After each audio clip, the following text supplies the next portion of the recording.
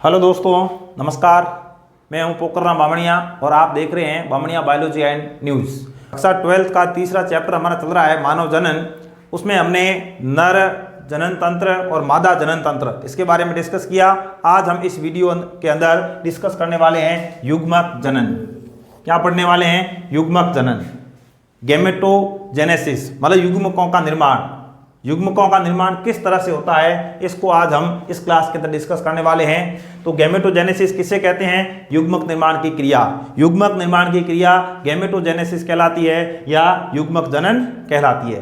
तो हमने मानव के अंदर लैंगिक जनन के बारे में बात की। तो इसमें दो लिंग होते हैं, दो जनक होते हैं। एक होता है नर, दूसरा होता है मादा।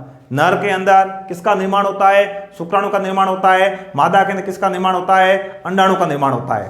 तो जो नर है, नर के अंदर शुक्राणु निर्माण की क्रिया शुक्र जनन कहलाती है, जबकि मादा के अंदर अंडाणु निर्माण की क्रिया अंड जनन कहलाती है। दो प्रोसेस है, शुक्र जनन, अंड जनन।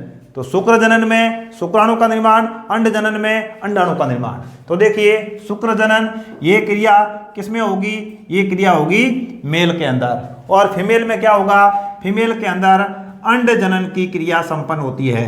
तो हम ये कह सकते हैं कि नर के अंदर शुक्राणु निर्माण की क्रिया शुक्र जनन कहलाती है और मादा के अंदर अंडाणु निर्माण की क्रिया अंड जनन कहलाती है। और अंड जनन को हम कहते हैं oogenesis और शुक्र जनन को कहते हैं स्पर्मेटोजेनेसिस। तो स्पर्मेटोजेनेसिस और oogenesis, अब इन दोनों अलग अलग क्रियाओं की बात करें तो स्पर्मेटोजेनेसिस किसमें होगी?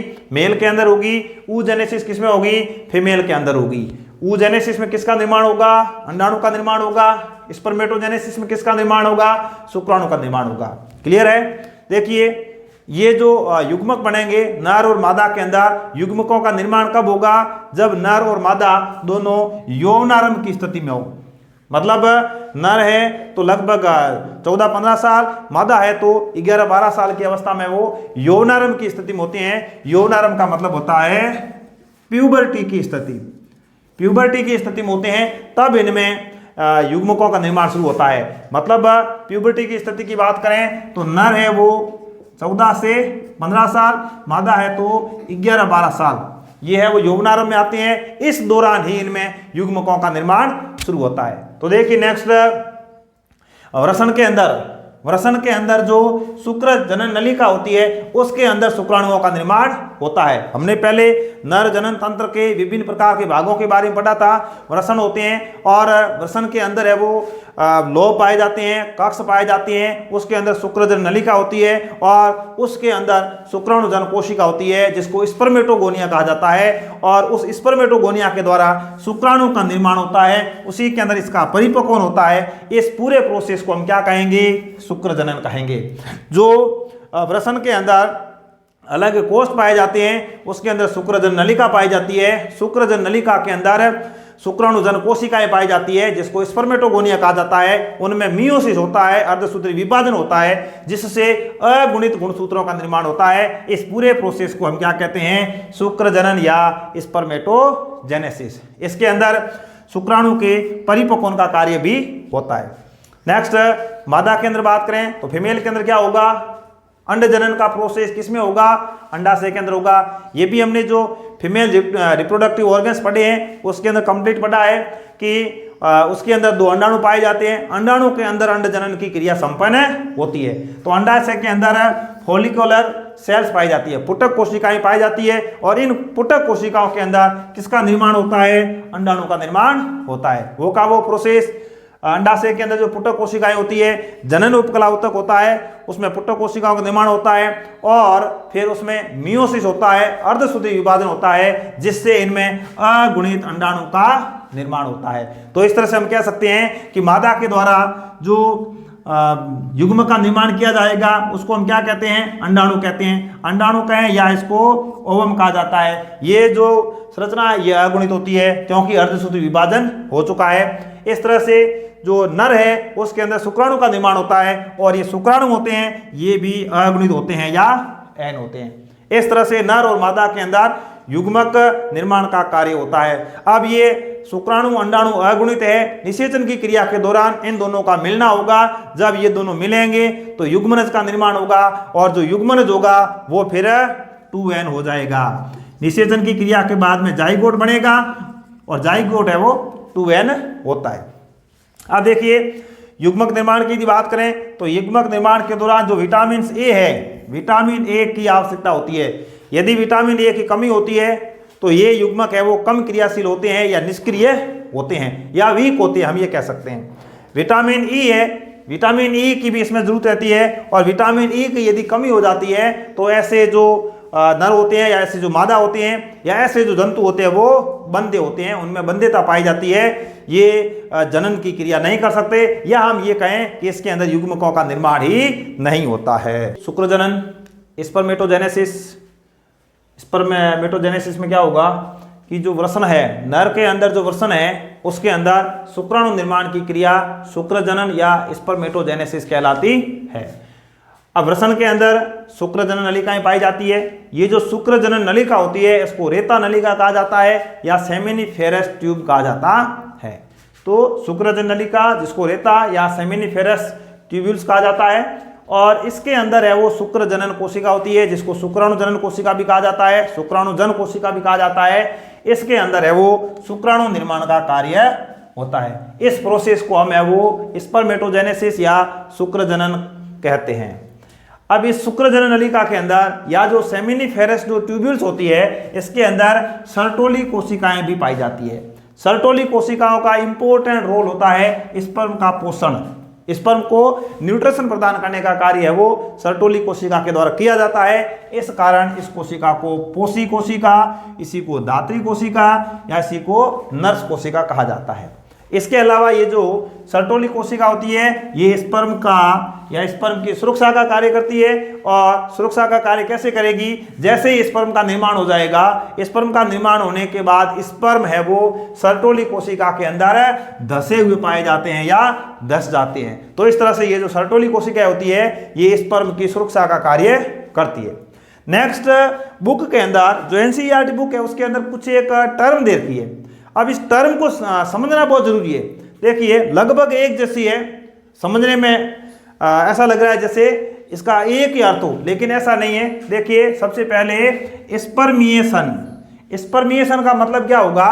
जो स्पर्म है सर्टोली कोशिका के अंदर धसे हुए हैं। तो स्पर्मिएशन एक ऐसा प्रोसेस है जिसमें ये जो सर्टोली कोशिका के अंदर धसे हुए स्पर्म पाए जाते हैं ये सर्टोली कोशिका से बाहर रिलीज होते हैं, इसको स्पर्मिएशन कहा जाता है। तो स्पर्म का सर्टोली सेल्स से बाहर निकलना स्पर्मिएशन कहलाता है। नेक्स्ट है सेमिनेशन। सेमिनेशन का मतलब क्या हुआ कि जो सर्टोली कोशिकाओं में धसे हुए स्पर्म थे ये वहां से रिलीज हो गए, लेकिन अब ये जो स्पर्म है ये टेस्टिस से बाहर निकलना या स्पर्म का वृषण से बाहर निकलना सेमिनेशन कहलाता है। अब ये जो स्पर्म है ये वृषण से तो बाहर निकल गए, अब वृषण से बाहर निकलने के बाद क्या ये उस नर के शरीर से भी बाहर जा रहे हैं? पेनिस के द्वारा, पेनिस के माध्यम से यदि ये स्पर्म या शुक्राणु उस नर के शरीर से बाहर त्यागे जाते हैं तो इसको इजाकुलेशन कहा जाता है, स्खलन कहा जाता है हिंदी में। तो इजाकुलेशन किसे कहेंगे? स्पर्म का नर के शरीर से बाहर निकलना या स्पर्म है वो नर के शरीर से बाहर त्यागे जाते हैं। अब इसके बाद में आता है इनसेमिनेशन। इनसेमिनेशन हिंदी में इसको वीर्यसेचन कहते हैं। इनसेमिनेशन का मतलब क्या है? इन का मतलब अंदर और सेमिनेशन का मतलब क्या होता है? सेमिनेशन का मतलब है सीमन का त्याग करना। तो इसमें क्या होगा? जो नर है, नर मादा का जो जनन पथ है, जो जनन भाग है या जिसको हम कहते हैं मादा का जो योनि भाग है, उसके अंदर नर के द्वारा शिशन के माध्यम से अपने शुक्राणुओं का त्याग करता है या अपने स्पर्म का त्याग करता है या वीर्य सेचन की क्रिया करता है। इसको इनसेमिनेशन कहा जाता है। मतलब नर के द्वारा मादा के योनि भाग में शुक्राणुओं का स्थानांतरण, इसको हम कहेंगे इनसेमिनेशन। तो इस तरह से ये जो स्पर्मेटोजेनेसिस का प्रोसेस है ये होगा। और इसमें जो शुक्र जनन कोशिकाएं होती है, शुक्रजनन कोशिकाएं जो होती है, इन कोशिकाओं के बीच में जो अंतराली अवकाश होता है उसके अंदर लीडिंग कोशिकाएं पाई जाती है, या इसको हम अंतराली कोशिकाएं भी कहते हैं। ये जो अंतराली कोशिकाएं होती है इनके द्वारा जो नर लिंग हार्मोन है जिसको हम कहते हैं टेस्टोस्टेरॉन, इसका स्त्रवण किया जाता है। जब इसका स्त्रवण होगा तो इस नर के अंदर द्वितीयक लैंगिक लक्षणों का विकास होता है। शुक्राणु निर्माण की क्रिया कैसे संपन्न होती है? शुक्राणु निर्माण की जो क्रिया है उसको हम स्पर्मेटोजेनेसिस कहते हैं, और एक शुक्राणु निर्माण में है वो 74 डेज का समय लगता है। एक शुक्राणु निर्माण में 74 डेज का टाइम लगता है, और पर डे 10⁻12 से लेकर 10⁻13 तक शुक्राणुओं का निर्माण होता है।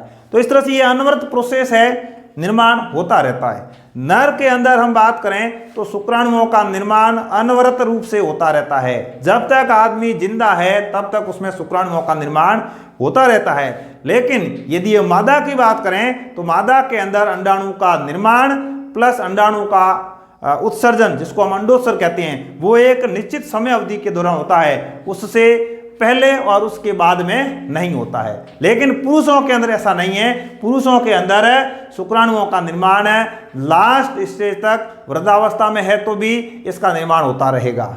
तो एक दिन के अंदर या पर डे 10⁻12 से लेकर 10⁻13 तक शुक्राणुओं का निर्माण होता है। अब देखिए, हमने पहले बात की है कि वृषण के अंदर वृषण कोष पाए जाते हैं, वृषण पाली पाई जाती है। उसके अंदर एक वृषण पाली के अंदर 1 से 3 शुक्रजनन नलिका पाई जाती है, जिसको रेता नलिका कहा जाता है, जिसको सेमिनिफेरस ट्यूब्यूल्स कहा जाता है, और उसके अंदर शुक्रजन कोशिका पाई जाती है, और उसी के अंदर है वो सर्टोली कोशिका पाई जाती है। तो यहाँ पर जो शुक्रजन कोशिका है, जो शुक्राणु का निर्माण करने वाली कोशिका है, उसको शुक्रजन कोशिका कहा जाता है, और इस कोशिका को स्पर्मेटोगोनिया कहा जाता है। इंग्लिश में क्या कहेंगे? स्पर्मेटोगोनिया। हिंदी में इसको कहेंगे शुक्राणु मात्र कोशिका। यह शुक्राणु का निर्माण करेगी। और इसके अंदर गुणसूत्रों की बात करें तो गुणसूत्र 46 होते हैं। इसका मतलब ये जो कोशिका है ये 2n होती है या द्विगुणित होती है। अब इसमें सबसे पहले क्या होगा, एक कोशिका है, कोशिका में समसूत्री विभाजन होगा, माइटोसिस होगा, और माइटोसिस से क्या होगा, एक से कई कोशिकाएं बनेगी। अब जब एक से कई कोशिकाएं बनेगी तो इस प्रोसेस को हम कहेंगे गुणन प्रावस्था।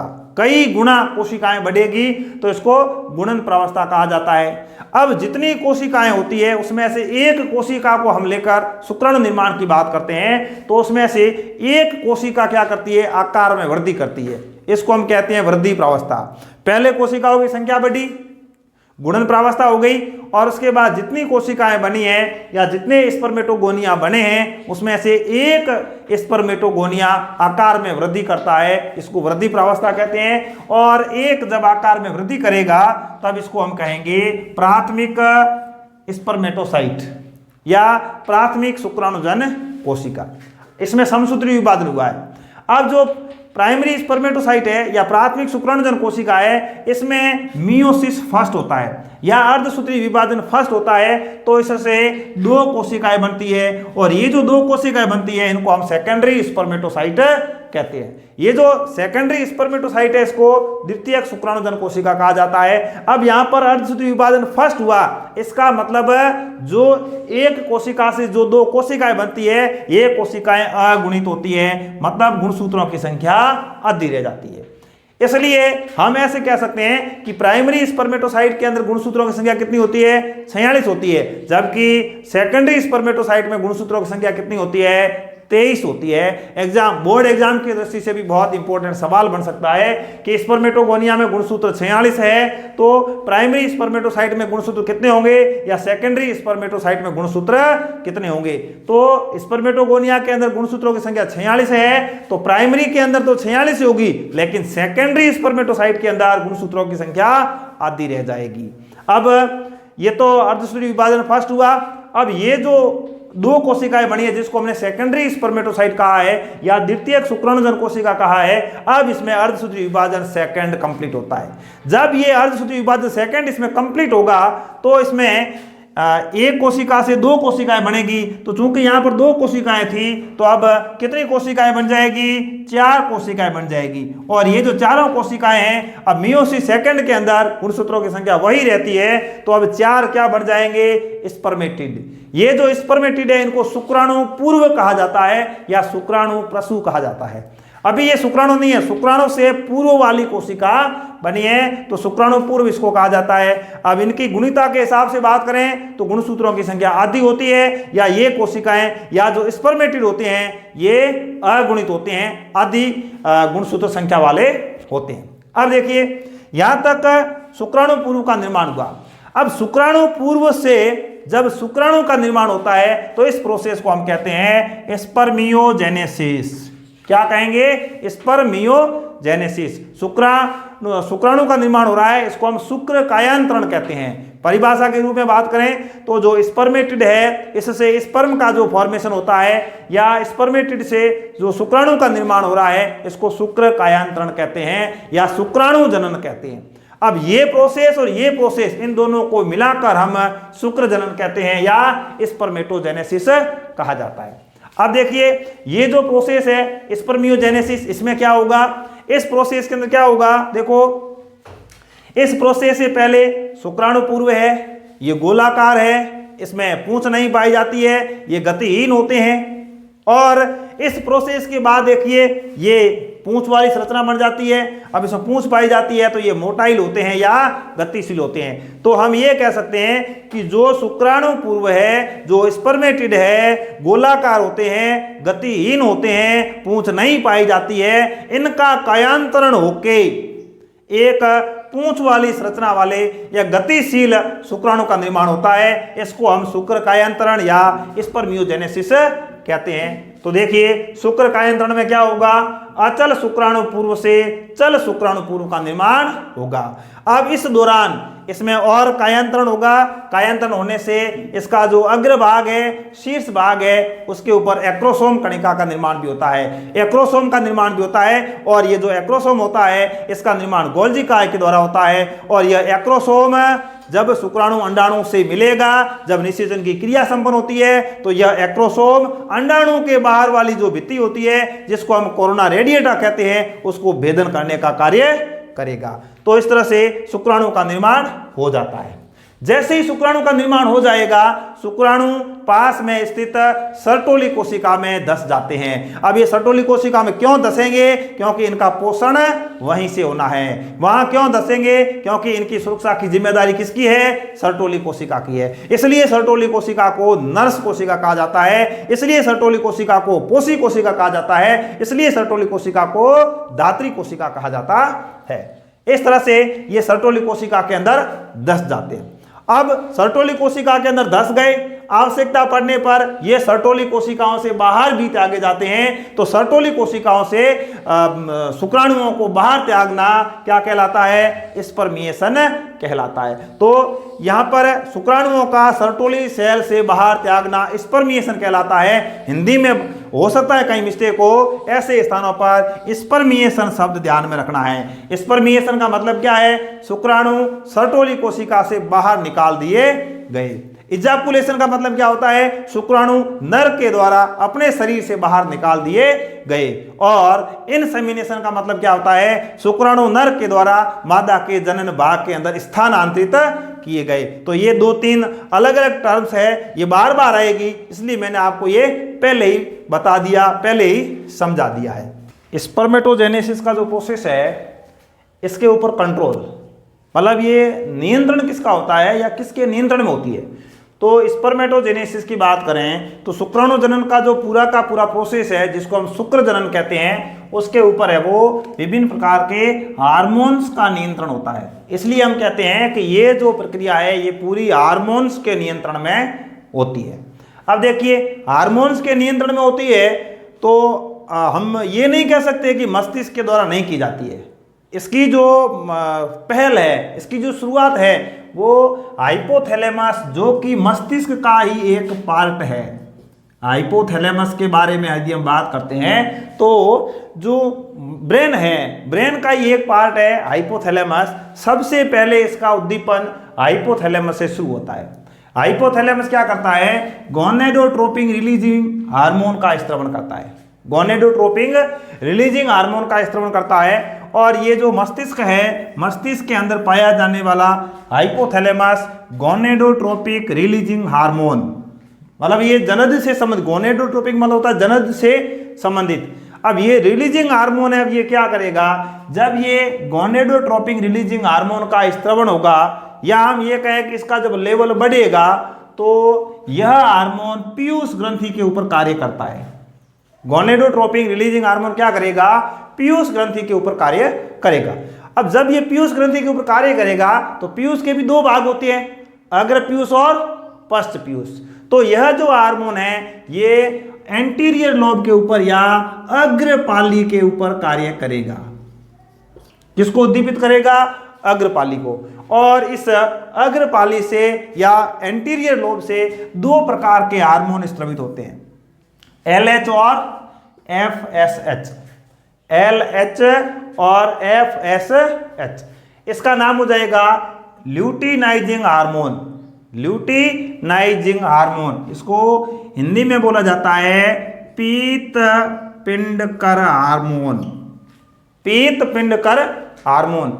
और दूसरा है FSH, इंग्लिश में कहा जाता है follicular stimulating hormone, follicular stimulating hormone, Hindi में कहेंगे पुटिका प्रेरक हार्मोन। तो इस तरह से ये दो हार्मोन का स्त्रवण हो गया। अब ये जो दोनों हार्मोन है, ये दोनों हार्मोन जो LH है यह लीडिंग सेल्स के ऊपर कार्य करेगा। किसके ऊपर कार्य करेगा, लीडिंग सेल्स के ऊपर कार्य करेगा। और जो FSH है ये सर्टोली कोशिका के ऊपर कार्य करेगा। देखो इसको इस हिसाब से याद रखना है, लीडिंग जो सेल है उसके ऊपर कौन सा करेगा, LH, इसका भी L, इसका भी L। और ये है FSH, ये किस पर कार्य करेगा, ये सर्टोली कोशिका के ऊपर कार्य करेगा, ये S और ये S। मतलब ये याद रखने का तरीका है। बाकी इस हिसाब से हमें याद भी नहीं रखना चाहिए, रखना भी नहीं चाहिए, लेकिन ध्यान भी रखना जरूरी है।